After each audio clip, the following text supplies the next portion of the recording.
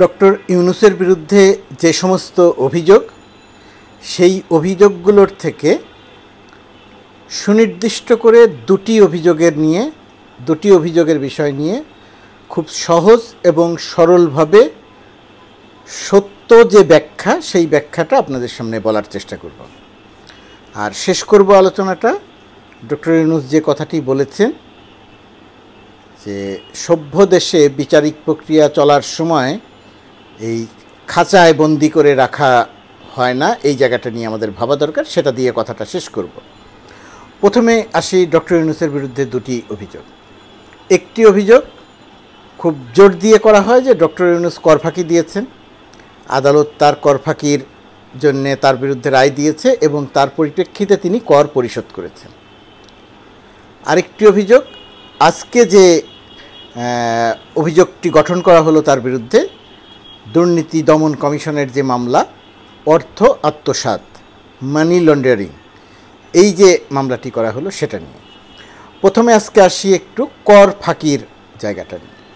কর ফাঁকি দিয়েছেন কি দেননি, এই জায়গাটিতে কয়েকটি প্রসঙ্গ আলোচনা হয়। সবচেয়ে বড় করে যে প্রসঙ্গটি আলোচনা হয়, এখানে তো অনেকেই আছেন ডক্টর ইউনূস প্রসঙ্গ শুনলে এসে বলেন সুদখোর।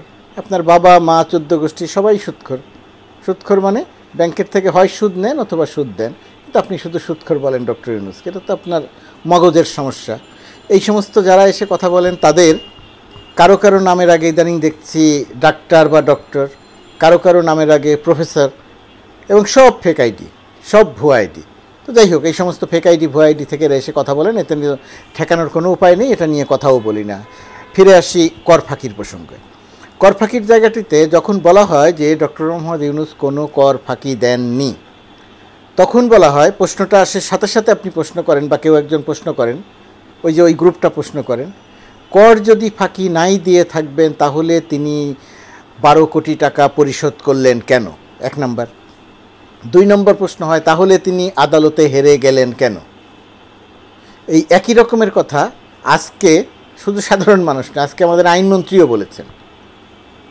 ইউরোপীয় দেশগুলোর রাষ্ট্রদূতরা আইনমন্ত্রীর কাছে গিয়েছিলেন ডক্টর ইউনূসের বিরুদ্ধে যে মামলা, হয়রানি ইত্যাদি অভিযোগ আসছে সেই বিষয়গুলো নিয়ে জানতে।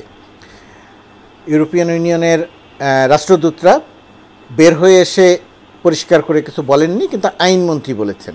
আইনমন্ত্রী যে সমস্ত কথা বলেছেন সেখানেও এই কর ফাঁকির প্রসঙ্গ এসেছে, যে ডক্টর মোহাম্মদ ইউনূস আদালতে প্রমাণ হয়েছে, আদালত রায় দিয়েছে তার বিরুদ্ধে কর ফাঁকির, এবং কর ফাঁকি পৃথিবীর সব দেশে, ইউরোপ সহ পৃথিবীর সব দেশেই খুব গুরুতর অপরাধ হিসেবে দেখা হয়।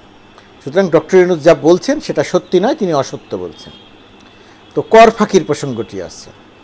আমি পরিষ্কার করে বলি যে কর ফাঁকির বিষয়টা আসলে কি। ডক্টর ইউনূস সেন্টার পরিষ্কার করেছেন বারবার, আবারও যেহেতু বারবার সামনে আসে সেই কারণে পরিষ্কার করে বলি।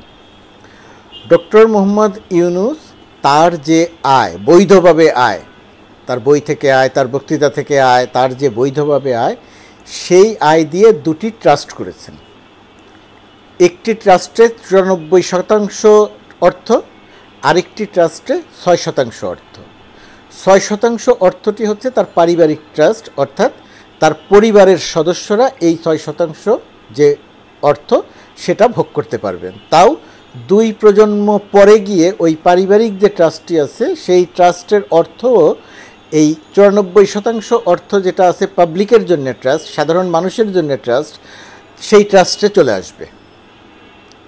তা খেয়াল রাখবেন, তার বৈধ আয়, দেশে আয় করেছেন, বিদেশে আয় করেছেন, ব্যাংকিং চ্যানেলে সেই টাকাটা দেশে এনেছেন, ডলার, একজন প্রবাসী যেভাবে ডলার আনেন দেশে, তিনিও সেইভাবে বিদেশে আয় করে ডলার এনেছেন। ডলার এনে তার আয়ের 94% দিয়ে একটি ট্রাস্ট করেছেন, সেটা সাধারণ মানুষের জন্য, আর 6% দিয়ে করেছেন তার পরিবারের সদস্যদের জন্য।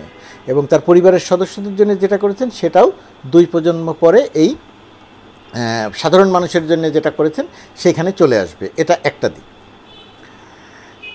তাহলে কর ফাঁকির প্রসঙ্গটা আসলো কোথায়? কর ফাঁকির প্রসঙ্গটা আসলো ডক্টর মোহাম্মদ ইউনূস যখন এই 2টি ট্রাস্ট করলেন, তখন তার আইনজীবী বললেন, যেহেতু আপনার টাকা, বৈধভাবে দেশে আনা টাকা, আপনার বৈধ টাকা, আপনার অর্জিত টাকা, সেই টাকা আপনি কোথাও খরচ করছেন না, সেই টাকা দিয়ে আপনি বাড়ি গাড়ি করছেন না, বিদেশ ভ্রমণ করছেন না, আনন্দ ফুর্তি করছেন না, সেই টাকা আপনি এদেশের গরিব মানুষের জন্যে দান করে দিয়েছেন ট্রাস্টে।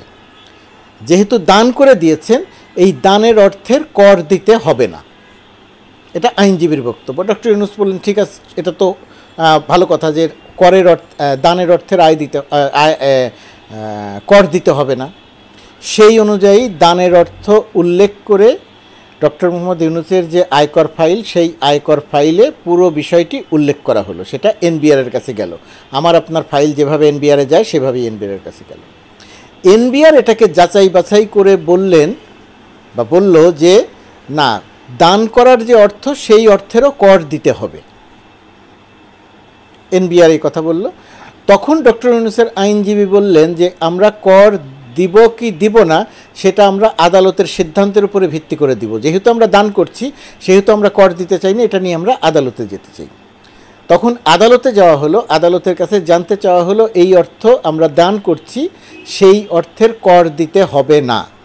তখন আদালত বিচার বিশ্লেষণ করে এনবিআর যেভাবে বলেছিল যে না কর দিতে হবে, আদালতও বলে দিল যে না, এটার কর দিতে হবে। আদালত যেদিন রায় দিয়েছে তার একদিন দুই দিনের মধ্যে ডক্টর মোহাম্মদ ইউনূসের পক্ষ থেকে 12 কোটি টাকারও বেশি করই, 12 কোটি টাকা, তার মানে কত টাকা তিনি ট্রাস্টে দান করেছেন, 12 কোটি টাকা পরিশোধ করে দেওয়া হয়েছে। তো এখানে এনবিআর ডক্টর ইউনূসের বিরুদ্ধে কর ফাঁকির কোনো মামলা করেনি। ডক্টর ইউনূস টাকা গোপন করেনি। ডক্টর ইউনূস টাকা পরিষ্কার করে আয়করে উল্লেখ করেছে। মানে এখানে কোথাও কোনো ফাঁকি দেওয়ার ঘটনা ঘটেনি।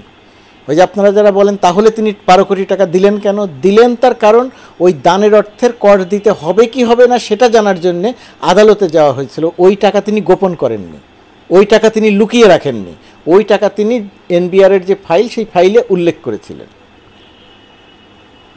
এনবিআর কর চেয়েছে, আদালতে গেছে, আদালত কর দিতে বলেছে, সুতরাং কর দিয়ে দেওয়া হয়েছে। এখানে কোথাও ফাঁকির কোনো ঘটনা ঘটেনি। ফাঁকি বিষয়ক কোনো মামলাও আদালতে ছিল না। এনবিআরও মামলা করেনি, আদালতের পক্ষ থেকেও বলা হয়নি, কেউ কোথাও কোনো জায়গায় মামলা করেনি। আশা করি বিষয়টি বুঝতে পারলেন। যদি মনোযোগ দিয়ে শোনেন তাহলে বুঝতে পারবেন, তাহলে হয়তো আবার এসে ওই প্রশ্ন করবেন না তাহলে তিনি কর দিলেন কেন। পরিষ্কার আশা করি হয়েছে। পরিষ্কার যদি না হয়ে থাকে উত্তর লিখবেন, আবার একদিন প্রশ্ন লিখবেন, আবারও হয়তো আর একদিন কথা বলবো। এবারে আসি এখনকার যে মামলা, মানি লন্ডারিং বা অর্থ আত্মসাতের যে মামলাটি হলো, সেই মামলার প্রসঙ্গে। এই মামলার বিষয়টি কি, অনেক জটিল বিষয়, আমি অত বিস্তারিত ব্যাখ্যায় যাব না, সংক্ষেপে বলবো। গ্রামীণ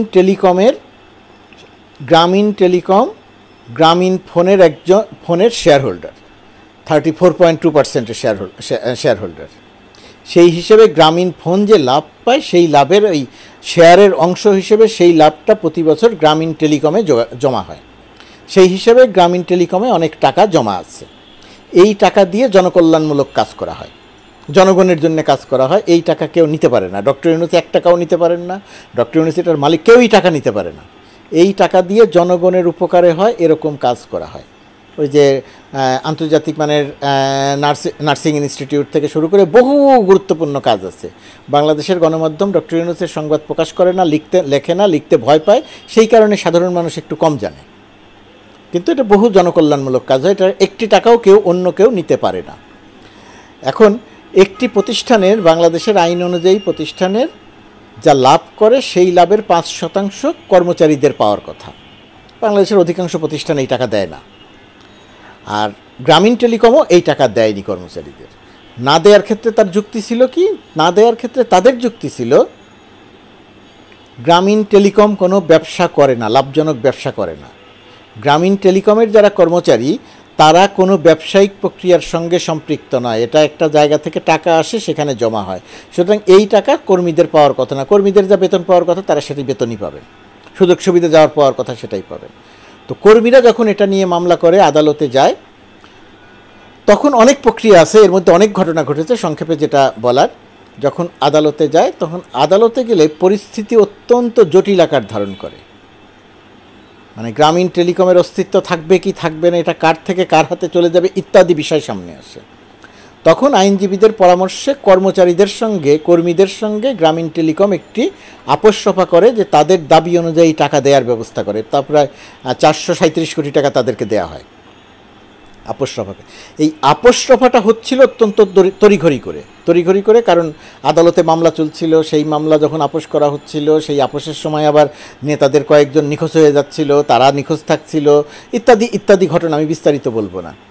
তো যখন এই আপোষ সভা হয় কর্মচারীদের সঙ্গে টাকা দিয়ে দেয়ার, সেই সময় একটা বিপত্তি দেখা যায় যে কর্মচারীরা আইনজীবীর সঙ্গে, তাদের সেই আইনজীবীর সঙ্গে কন্ট্রাক্ট করেছিলেন এভাবে যে যদি তারা গ্রামীণ টেলিকম থেকে এই লভ্যাংশের 5% টাকা পান, তাহলে এর থেকে মোট টাকার থেকে 6% টাকা তারা আইনজীবীকে দেবেন। যখন গ্রামীণ টেলিকমের কর্মচারীদের সঙ্গে এই গ্রামীণ টেলিকমের এই লভ্যাংশ দেওয়ার জন্য যখন কর্মচারীদের সঙ্গে সমঝোতা হচ্ছিল, সেই সমঝোতা হবার সময়ে তখন কর্মচারীরা দাবি করেন যে আমাদের 25 কোটি টাকা আগে দিতে হবে, তার কারণ এটা আইনজীবীকে দিতে হবে। তো 25 কোটি টাকা কোথায় দেওয়া হবে? গ্রামীণ টেলিকম সম্মত হয় 25 কোটি টাকা দেওয়ার, কারণ আপোষ করতে হবে। আবার তখন একটা লিখিত চুক্তি হয় কর্মচারীদের সঙ্গে গ্রামীণ টেলিকমের, যে এটা আইনজীবীকে পরিশোধ করতে হবে, দুই পক্ষের সম্মতিতে এই টাকা গ্রামীণ টেলিকমকে দেয়া হলো। এটা কিন্তু গোপনে না, কারো ব্যক্তির হাতে দেয়া হলো না, এটা গ্রামীণ টেলিকমের কর্মচারীদেরকে দেয়া হবে, সমঝোতা হলো। সমঝোতার জায়গাতে গিয়ে একটা ব্যত্যয় ঘটলো। 9 মে মিটিংটা হয়েছে কর্মচারীদের সঙ্গে, যে একটা ব্যাংকের অ্যাকাউন্ট খোলা হবে, সেই অ্যাকাউন্টে এই 25 কোটি টাকা যাবে, 25 কোটি কত লাখ টাকা। কিন্তু আসলে কর্মচারীরা যখন আলোচনা করছিলেন তার আগেই একটি ব্যাংক অ্যাকাউন্ট খোলা হয়ে গেছিল, আগের দিন অর্থাৎ 8 মে। কথা ছিল 9 তারিখে সিদ্ধান্ত হয়েছে যে ব্যাংক অ্যাকাউন্ট খোলা হবে, আর বাস্তবে কর্মচারীরা 8 তারিখেই ব্যাংক অ্যাকাউন্টটি খুলেছিলেন। তো এই 25 কোটি টাকা ওই 8 তারিখে যে ব্যাংক অ্যাকাউন্টটি খোলা হয়েছিল সেই অ্যাকাউন্টে পাঠানো হয়। কেন এই টাকা ওই ব্যাংক অ্যাকাউন্টে দেয়া হলো সেটা নিয়ে প্রশ্ন তোলা হয়েছে। এটা অসৎ উদ্দেশ্যে করা হয়েছে, এটা মানি লন্ডারিং হয়েছে, এটা আত্মসাৎ করার উদ্দেশ্য ছিল। এটা কিন্তু গোপনে হয়নি, গোপনে টাকাটা দেয়া হয়নি, কোনো ব্যক্তিকে দেয়া হয়নি, কর্মচারীদের সঙ্গে সমঝোতা হয়েছে এবং চুক্তিতে পরিষ্কার করে, এই সমঝোতা চুক্তিতে পরিষ্কার করে লেখা আছে উভয় পক্ষের সম্মতিতে এই কাজটি হয়েছে। এখন আদালত বিচার করছে, আদালত বিচার করে কি পাবে সেটা তারা নির্ধারণ করবেন। আমি শুধু বলি যে এখানে কোনো রকম কোনো চুরি, টাকা আত্মসাৎ, টাকা গোপন করা, টাকা ডক্টর ইউনূসের ব্যক্তিগত কোথাও নেয়া, ডক্টর ইউনূসের পক্ষের কোনো লোকের কাছে দেয়া, কোথাও কোনো কিছু ঘটেনি। এই হচ্ছে অভিযোগ। এখন আপনারা বিচার করেন যে এই অভিযোগটি মানি লন্ডারিং কিনা, এই অভিযোগটি টাকা আত্মসাৎ কিনা। সেই বিচারটা আপনারা করে সিদ্ধান্ত নেন যে ডক্টর ইউনূস এখানে কতটা অপরাধী, তার বিরুদ্ধে কী অপরাধ হওয়া দরকার, তার যাবজ্জীবন কারাদণ্ড হবে না ফাঁসি হবে, সেটা পরে আপনারা নিজেদের বিবেক দ্বারা নির্ধারণ করেন। শেষ করি একেবারে সংক্ষেপে বক্তব্য দিয়ে। ডক্টর ইউনূস আদালতের ওই খাঁচার মধ্যে দাঁড়িয়ে আরও 12-14 জনের সঙ্গে দাঁড়িয়ে তার উপলব্ধি হয়েছে যে একটা স্বাধীন দেশে বিচার চলাকালীন কোনো মানুষের এই খাঁচায় বন্দি করে বিচার করা উচিত নয়। এটা যে কোনো সভ্য মানুষ, বিবেকবান মানুষের কাছ থেকেই এরকম কথা আসা উচিত ছিল আরও আগে। বাংলাদেশের সব রাজনীতিবিদ এই কারাগারে গেছেন, বিচার প্রক্রিয়ার মুখোমুখি হয়েছেন প্রায় সব রাজনীতিবিদ, কিন্তু কেউ কখনো এই কথা বলেননি। ডক্টর ইউনূস কথা বলেছেন। বিচারে কি হবে, তিনি শাস্তি পাবেন কি পাবেন না, তাকে কতটা হয়রানি করা হচ্ছে, কতটা অসত্য মামলা দেওয়া হয়েছে, সেটা নিয়ে বিস্তারিত কথা বলবো না। শুধু একজন বিবেকবান মানুষ হিসেবে তিনি যে কথা বলেছেন যে বিচার প্রক্রিয়া চলাকালীন খাঁচায় বন্দি করে দাঁড় করিয়ে রাখা ওই খাঁচার মধ্যে, এর অবসান হওয়া দরকার। তিনি শুধু তার নিজের অবসান চাননি, তিনি বাংলাদেশের সব মানুষের, বিচার প্রার্থী সব মানুষের পক্ষ থেকে কথা বলেছেন। সুতরাং বিষয়টি বিবেচনা করা দরকার আমাদের খুব গুরুত্ব দিয়ে।